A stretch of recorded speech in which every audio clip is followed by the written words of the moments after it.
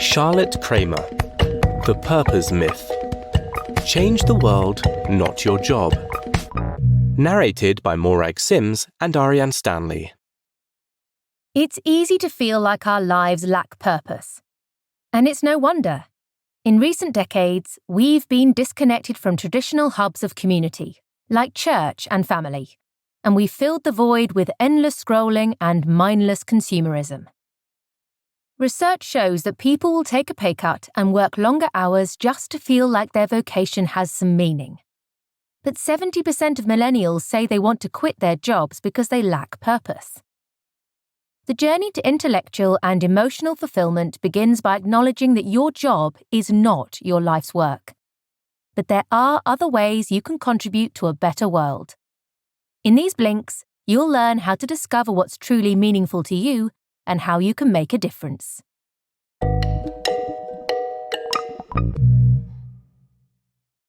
Blink 1 of 6. Hi! So what do you do?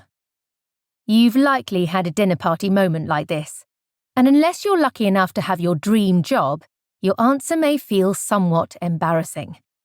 Somehow it can feel like you're being judged. That's because it's a widespread, yet false, belief that what we do is who we are.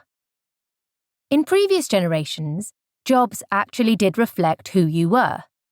Whether you were a baker or a builder, what you did was understood by your community, especially if they liked your bread. But as much as these jobs might have been part of someone's identity, purpose was found in other places, like at church or at home. Nowadays, we're more disconnected from religion and family. On top of that, our jobs are a little more vague. And yet, most job postings promise meaningful and fulfilling opportunities. Well, that's because HR departments have figured out that the language of purpose is a great way to reel in promising applicants. The key message here is, the idea that your job must fulfill you is a myth. And the idea that your job is an expression of your identity, that it can truly give your life meaning, is driven by market capitalism. That's because when people see hard work and spending money as a part of who they are, they're more likely to do those things. But, ultimately, these activities aren't fulfilling. So what do we need in order to feel fulfilled? The author, Charlotte Kramer, interviewed over 100 people and identified 3 core needs. First, we need to survive, to have our material needs met. Next, to feel emotionally and spiritually fulfilled, we need to strive and feel like we're making a difference in the world. And last, we need to thrive by learning new things and satisfying our curiosity. Unfortunately, most jobs only satisfy the first need, allowing us to survive by giving us a paycheck. Rarely do our jobs allow us to strive or thrive. It was only when Kramer started her purpose project that she was finally able to experience the feeling of doing meaningful work. Not only was she able to strive toward making the world better, but the work also helped her to thrive by taking her outside of her comfort zone. Blink 2 of 6. So, your job might be unfulfilling. But how is a purpose project supposed to help? A purpose project is a side hustle, something you can do to fulfill your need to strive and thrive while keeping your day job. When your actions line up with your core values, you tap into intrinsic motivation. That's the internal spirit that inspires and drives you. And as you dive into your purpose project, you're going to need to be inspired. That's because you'll be giving up your free time, staying dedicated when the going gets tough, and probably not getting paid for your efforts. But, as Dan Pink noted in his book, Drive, studies have shown that intrinsic motivation not only helps people work harder, it allows them to enjoy the work. The key message here is, purpose projects are because they're driven by passion. But how do you tap into your intrinsic motivation? Start with an hour of honest self-reflection. Think about your values, morals, and beliefs to help you identify your why. the underlying reason driving your purpose project. Once you pinpoint your purpose, immediately take action to reinforce it. Picking up a pen and beginning to draft your novel now is way more powerful than saying you'll start tomorrow. That's because your sense of self is influenced by what you do. So the more you actually tackle the goals you've set, the more you grow to believe in yourself. Soon, you'll find yourself striving, feeling fulfilled by making a difference. But in order to thrive, you'll also have to push yourself. Consider doing something you've never done before, like learning a new task, working with an ambitious team, or delivering against a tight deadline. All this hard work will pay off. It sets the foundation for lifelong confidence. By challenging yourself and thriving, you'll not only earn the respect of others, but also strengthen your belief in yourself. Behavioral psychologists cite this as the prime factor when it comes to accomplishing goals. At this point, it's natural to feel a little afraid. You probably have an idea percolating in your brain, something truly meaningful to you. But it's also scary. What if you fail? It's true that you can't fail if you never try. But imagine for a second how good it would feel if you tried and succeeded. Blink 3 of 6. Okay, so you're brimming with enthusiasm. Blink 2 of 6. So, your job might be unfulfilling. But how is a purpose project supposed to help? Blink 3 of 6. Okay, so you're brimming with enthusiasm and are ready to start. Right now. But what exactly are you starting? In 2015, Kramer launched her own purpose project called Crack and Cider. She created an online marketplace where people could buy essentials, like socks and jackets, for people experiencing homelessness. This simple idea took years to bring to fruition, but the hard work paid off. Ultimately, Crack and Cider raised over $100,000, helped over 40,000 people, and led to speaking engagements at TEDx and South by Southwest. The key message here is, the most successful ideas are surprising and simple. So, here's how you can get started with your idea. First, find a problem that you're truly passionate about solving. Not only will your passion attract others to help you, but it'll allow you to remain flexible about the solution. You'll be working toward a particular goal and not just the creation of some nifty product. Once you've found the problem, try asking yourself the 5 whys. This is an exercise that'll help you explore why the problem exists. Start with your problem and ask why it's happening. Each subsequent answer is met with another why until you get to the root of the problem. With Crack and Cider, the 5 whys revealed that people don't want to give money directly to the homeless because they don't know if the money will go to items that homeless people actually need. This insight allowed Kramer to understand the human motivation behind the problem and help to design an effective solution. Ultimately, what you're going for is an idea that's surprising and simple. Something that makes people wonder, why didn't I think of that? Again, it's time to brainstorm. Set aside at least 2 hours to concentrate, either alone or with a team. Quantity is more important than quality at this point, so write everything down. There's no such thing as a bad idea. So, as you collect ideas, practice saying yes and for each. Doing so won't only improve the idea, it'll also help pinpoint how to make it real. In the end, you'll probably have a bunch of pretty good ideas that you may be tempted to merge. Don't. This will overcomplicate things. And you're going for simple, remember? The simpler it is, the greater the chance of success. And don't forget, your idea can't just be cool, it has to solve your problem. Because while having fun is great, you won't be striving and thriving unless you're actually working toward a solution. Blink 4 of 6. When Kramer was trying to come up with a name for her own project, she and her partner decided on Crack and Cider precisely because it's edgy and highlights the widespread assumption that homeless people would only buy intoxicants if they were given money directly. Kramer felt that a provocative name would help their project garner attention and spark a little debate. A really great name can do a lot of work for you. It can provoke, inspire, and make your project stick in people's minds. So make sure you end up with something memorable. The name of your project is the most condensed expression of your idea. It's also the aspect of your project that's going to travel the furthest. This is why you need a name that resonates with people enough to get them to click or share it. The key message here is, find a memorable name that captures the essence of your project. However, to start with, simply look for something that has potential. You're still early on in the process. At this point, there really aren't any great names. Just imagine you decided to call your project Nike.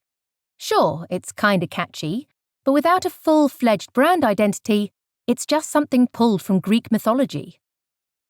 Begin by considering what kind of name you want. Descriptive names can do just that, describe. Suggestive names, like crack and cider, use metaphors or association to hint at what the project is doing. They're also the most common type of name because they're unique and functional while also being creative. Last, blank canvas names, like Apple or Google, are totally unrelated to the product they provide. But over time, they begin to become a synonym for that product. Now start asking random questions. Where did your idea come from? What inspired you? Who does this problem affect? Try explaining your answers in 2 or 3 words. Hit the thesaurus and see if the synonyms strike you. Write down any other associations that come to mind. Once you have around 100 words, circle the ones that excite you and play around with putting them together. Finding the right name is the beginning of building your brand, your project's personality, and it's created through a combination of language, tone, and actions. All of these things add up to emotional value for your audience, making them more likely to engage and get excited about your project. Blink 5 of 6. Once you've come up with your idea, you have to sell it. In the early stages, you probably won't have much to sell, but you'll still need help, either with logistics or to simply spread the word about your project. And to get it, you'll need to come up with a concise and memorable pitch. To explain why this is so important, Kramer recounts how she once attended the launch of a social networking platform. The CEO gave an impassioned speech, but by the end, Kramer still had no clue what his company did. Without a good pitch, the CEO missed the opportunity of having all the partygoers talking about his product the next day. Maybe you're thinking this sounds like shallow marketing talk. With a truly moving and profound idea, won't people automatically want to join in and offer their support? Well, the short answer is no. In a world where everything is constantly vying for your audience's attention, your pitch is what'll sell them on your awesome idea. The key message here is, to win people over, you'll need a pitch-perfect pitch. For your pitch to be effective, it's got to be short and surprising. Start by drafting a pitch and putting it up on your wall. Look at it every day and ask how you can simplify it. Can you get it down to one breath? Can you explain it to a 10-year-old? Next, you need to prepare different versions. Your first floor pitch is the single-sentence elevator pitch, the basic essence of your idea. Your 5th floor pitch builds on that essence by providing context, perhaps a bit about how the idea works. And your top floor pitch highlights the wins you've already achieved, providing hard data that your idea actually works. But no matter what pitch you use, you need to focus on engagement. Get people to either buy something, contribute to your project, or simply check out your website. To help get their support, situate your project in their day-to-day life. For instance, when pitching crack and cider, Kramer would ask her audience if they ever saw homeless people while going to work. she'd then offer her project as a way to help them. Over time, you'll find that the more you pitch, the better you'll get at both explaining your idea and learning who your true audience is. And if you found the pitch-perfect pitch, it's sure to spark real interest. People will want to help you and share your project with others. Blink 6 of 6. Life is busy. So while a purpose project sounds great in theory, you might already be getting stressed out and thinking, this isn't the right time. Kramer struggled to find time to write her book. For years, she told herself that she had to save enough money so she could quit her job and focus on writing. When she finally did that, she found that she only spent 2 hours a day writing, something she could have easily accomplished in the mornings and evenings while still working at her job. While there are many forces conspiring to hold you back from pursuing your purpose project, like procrastination or fear of failure, the time is there. You just have to use it better. The key message here is, to begin changing your life, set clear goals and use your time effectively. Start priorities straight. Take a suggestion from billionaire investor Warren Buffett. Make a list of 25 goals, circle the top 5, and forget about the rest until those top 5 are complete. Next, start fighting back against the attention economy. Apps like Instagram and Facebook were engineered to grab your attention. So put your phone out of sight and turn off all your notifications. That's right, all of them. Worried that you'll miss an important message? Don't be. You won't. In fact, try to do most of your work offline. Write in Word or use Google Docs offline. Draft emails in Notes, or even dust off that old paper notebook. The point is to minimize distractions. This time is your life. Last, we need to talk about resistance. In The War of Art, Stephen Pressfield describes resistance as the force that thwarts you when you have a real goal. The more important the goal, the more vulnerable you are, so the more resistance kicks in, and kicks your ass. Procrastination, perfectionism, and fear of failure are all forms of resistance. Unfortunately, the only cure is to face your fear and just start working. We all have a tendency to put things off because we hold false beliefs about our future selves. We think that in the future we'll be smarter, stronger, or at least better rested. But it's more likely that our future selves will be like our current selves, procrastinating the start of a project that could forever change our lives. So don't wait. The time to start is now. You've just listened to our Blinks to The Purpose Myth by Charlotte Kramer. The key message in these blinks is that your job isn't your be-all and end-all when it comes to fulfillment. Your purpose project, a side hustle you're passionate about, will prove to you that life can be so much more. So set aside any worries and procrastination tendencies and start working on it. Like right now. While there are going to be further challenges down the road, you have all you need to get going. As you set about achieving this dream, keep in mind why you got started in the first place. You only have one life to live, and it'd be a shame to spend it doing something meaningless. And here's another piece of helpful advice. Avoid perfectionism at all costs. Perfectionism is a fool's errand that typically results in procrastination or anxiety. Instead, look to the greats for inspiration. Picasso made thousands of pieces of art, but is known for just a handful of them. Edison had thousands of patents but went down in history for the light bulb. In other words, extraordinary people often produce crap and failure before they get to the idea that works. So instead of trying to be perfect, simply ask yourself how you can make your work better. Have you got any feedback for us? We'd love to hear what you think about our content. Just drop us an email to remember@blinkist.com with The Purpose Myth as the subject line and share your thoughts.